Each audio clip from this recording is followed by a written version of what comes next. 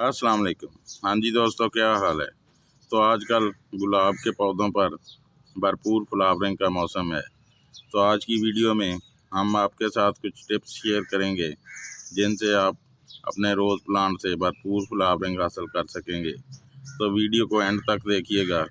अगर आप हमारे चैनल पर नए हैं तो चैनल को सब्सक्राइब कर लें, बेल बटन को दबा लें ताकि हर आने वाली नई वीडियो का नोटिफिकेशन आपको मिल सके।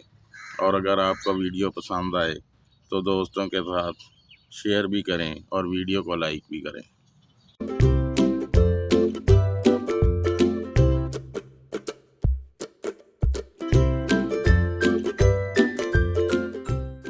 गुलाब के फूल की उम्र उम्मूमन 15 दिन के करीब होती है, इससे थोड़ी कम या ज़्यादा हो सकती है।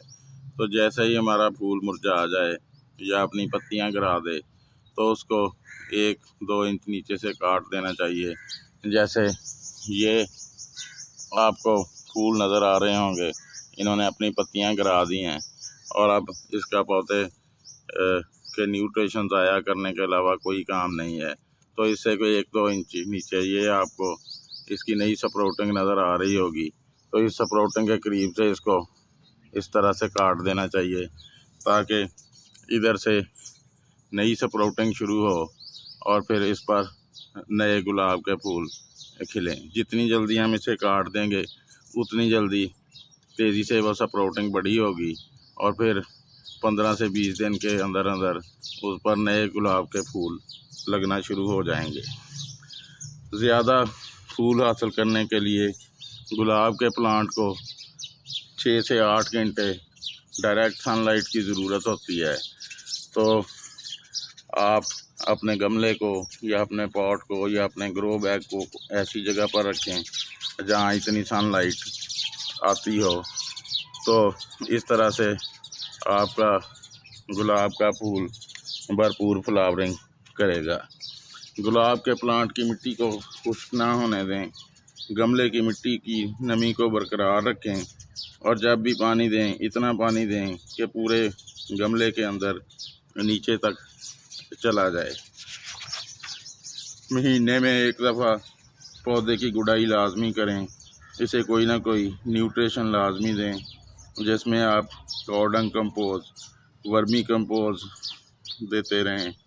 और अगर केमिकल फर्टिलाइज़र की बात करें तो आप NPK 10-10-10 या NPK 20-20-20 की कुछ मकदार दें।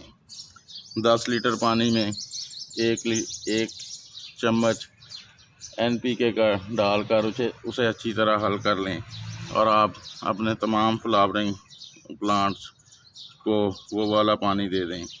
तो इससे भी आपके पौधे पर भरपूर फ्लावरिंग होगी।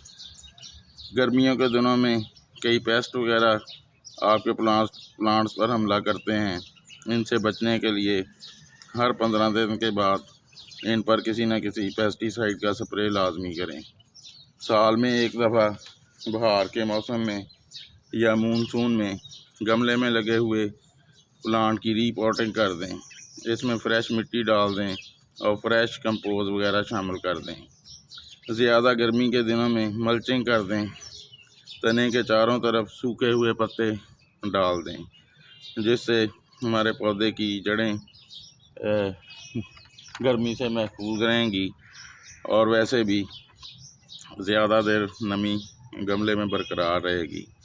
रोज़ प्लांट की अच्छी ग्रोथ के लिए इसको एसिडिक सॉइल की ज़रूरत होती है।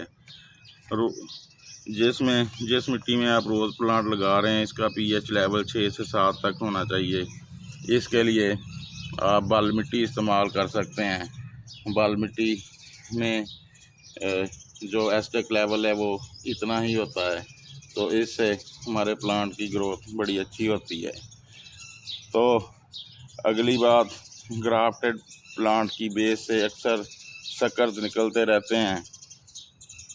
जैसे ही आपको ये नज़र आएँ इनको काट कर प्लांट से अलहदा कर दें क्योंकि ये प्लांट की न्यूट्रिशन की काफ़ी मिकदार अपनी ग्रोथ पर लगा देते हैं और ग्राफ्टेड एरिया के ऊपर वाला प्लांट कमज़ोर पड़ जाता है। तो ये होता जी वह शक्कर जो पौधे की तने के नीचे से निकलता है।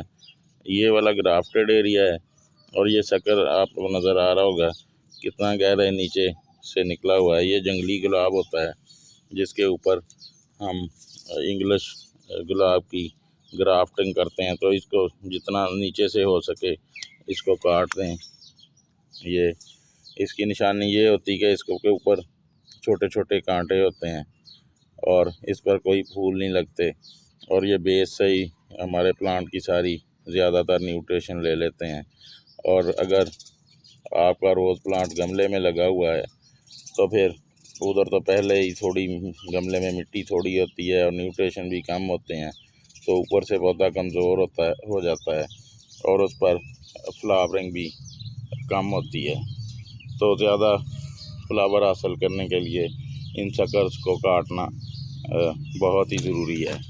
तो चलें जी, चैनल को सब्सक्राइब कर लें और आज के लिए इतना ही। फिर किसी नए दिन किसी नए वीडियो में किसी नए टॉपिक पर आपसे बात होगी। अल्लाह हाफ़िज़।